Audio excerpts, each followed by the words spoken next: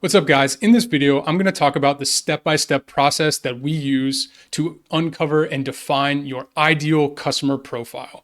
Having an ICP locked down is essential in any outbound campaign. This allows you to have laser-focused targeting and is the process that we use in our day-to-day. In the last month, we booked over 30 meetings for our own business.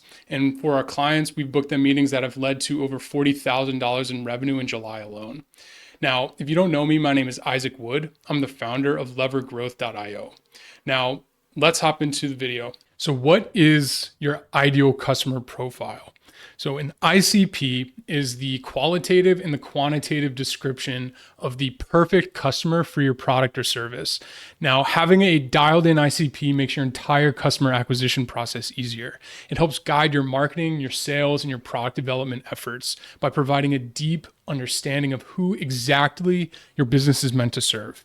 So clearly defining who is and who isn't a good fit allows you to target those super high quality leads, which ultimately leads to higher conversions. It also helps reduce time, money, and resources spent on targeting and chasing bad fit or low intent targets. Now, let's talk about the 4 steps that we bring clients through to define their ICP. So the first step is simply just analyze your client list. So build a list of every customer you've ever worked with. Second step, exclude bad fits. So you want to look at churn clients and those with inconsistent results. Identify why they weren't a good fit and then create a list of non-negotiable deal breakers. In other words, what did these companies have that would prevent you from wanting to work with them again? And so now that you know the deal breakers, you can then use that to filter out all bad prospects. Now, you want to dial in your best fit clients. So look at the clients that you've generated the best results for and who you've retained the longest. Think through why they've been a great client. So in other words, what did this company have that makes them an ideal fit that you know with certainty you can generate great results for? And so in the last step here, is just do market research. So if you have a substantial customer list, you can just talk to your existing customers. You can do client interviews, ask them questions around why did they purchase, what pains were they looking to solve in working with you. You can also just have sales calls, ask potential customers what their biggest pain points are. Or if you have a large social following or even a medium-sized social following, you can just ask and crowdsource the information and understand a little bit more about pain points. Now, if you don't have either of those, you can get creative. The way to do this is developing a list of dream clients. So this can help you get clarity around what those ideal fit clients might look like and how you target them. And you just create basically a Venn diagram around the major filters for all of these companies that look like they could be ideal fits for you. And I'm going to talk about some of those filters in a second. So really though, the only true way to know who your ICP is to have market feedback. And this comes through traffic or conversations. These can come through cold email conversations, sales calls, cold calls, feedback from prospects or the market. But in general, when in doubt, just do more volume. I talk to a lot of folks and many times they vastly underestimate the requirement around volume to get true statistical significant data. So we're talking about thousands of prospects and tens of thousands of touches, not tens or hundreds. So we're doing substantial volume to really get that feedback. And that's super important. So now let's talk about how to define your ICP. So consider the company in the title when you're defining your ICP. So we're going to start with the broad targeting and then we're going to move into intent-based targeting. So with broad targeting, it's based on the key filters that are available on all of the main data providers. You can think about LinkedIn Sales Nav, Apollo, ListKit, ZoomInfo, a million others. Some major categories around filtering, broad company targeting. So think about geographic region, industry or sub-industry, company size, the location, and the technologies that they use. If you're thinking about targeting people, title, seniority, and location. Now transitioning into more intent-based targeting, which is based on specific criteria or events that would indicate that a company is a good fit. And I'm going to run through some actual examples of clients that we work with today and some of those triggers that are relevant. So thinking about CRO or conversion rate optimization, you might want to target a minimum traffic threshold. If you make UGC creatives, you'll want to know if they're on TikTok and if they're growing a following. If you do paid ads, you'll want to know if they're using a TikTok pixel. If you're a fractional CMO, you'll want to know if there was a recent change in marketing leadership indicating solving new marketing problems and challenges. If you're selling staffing or recruiting services, you'll want to know what roles the companies are specifically hiring for today. If you do email marketing for e-com brands, you'll want to know about if they're using a tool like Klaviyo. So some other trigger events that you can think about: recent funding announcements, if a prospect is currently following a competitor's company LinkedIn page. You can also look for bad ratings on review sites like G2 or Clutch on your competitors, indicating customer complaints. You can come in with a solution that's better and solves the problems that those customer complaints are having today. So now that we know how to target companies based broadly and based on intent, let's talk about how to actually target people internally at a company. So now I'm breaking these into a couple of different buckets. We have 1 to 50, 51 to 100, 100 to 500, and 500 plus.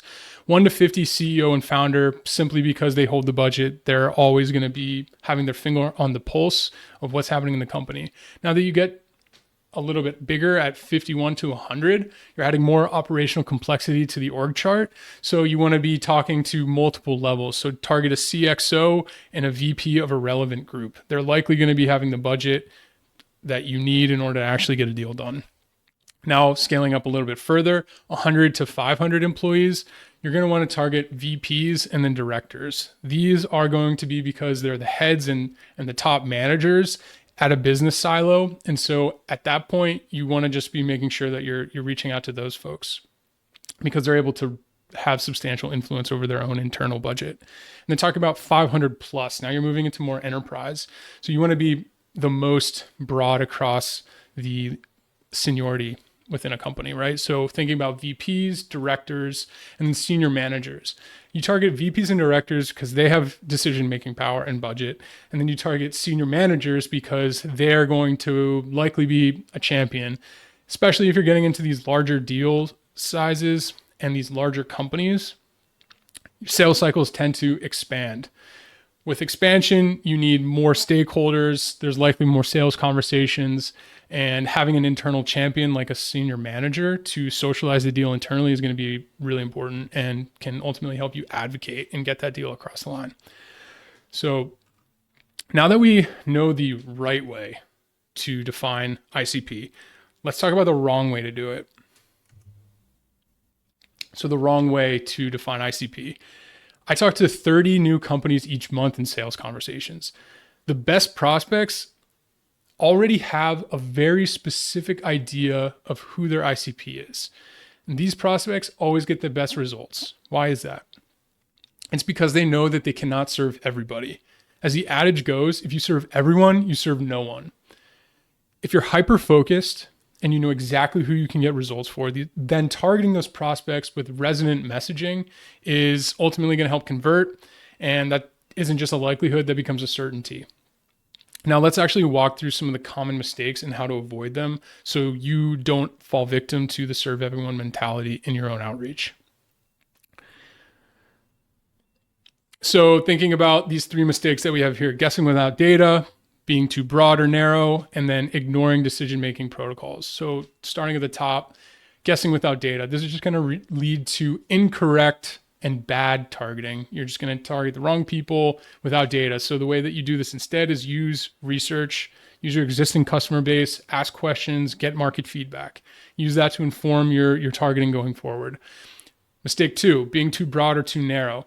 This is basically going to be a problem because you might overlook potentially good fit customers. So the way around this is you want to segment different customer segmentations, right? So target certain types of businesses or certain titles at companies and then test across different theories. And then you can figure out where your messaging is resonating most and ultimately scale that process up from there once you've validated your arguments. And then the last one, ignoring decision-making protocols. So in this case, you're going to be missing out on key decision makers and stakeholders, which ultimately just leads to missed opportunities. So if you're targeting a CEO at a company that's 1,000 plus employees, and you're selling an SEO service, it's likely not going to resonate. You might want to reconfigure your targeting and go after a director in that case, because they might actually be the one in the weeds, or at least manage the person who's in the weeds and know that somebody's having a problem internally. All right, cool. So now we've talked about what an ICP is, how to target it the right way, and how to avoid doing it the wrong way. Now you're able to use this information to go and build your own prospect lists. If you're a B2B agency or a high ticket software business and you're looking for 5 to 10 more meetings each month with your ideal client on Autopilot, then go to the first link in the description below, levergrowth.io. Now, that's really it for the video, guys. I hope you enjoyed it. You learned a little something about how to define your ICP. Now, if you liked it, give me a like, pop subscribe, or shoot me a comment below, and happy to answer any of your questions. But otherwise, talk to you in the next video. Peace.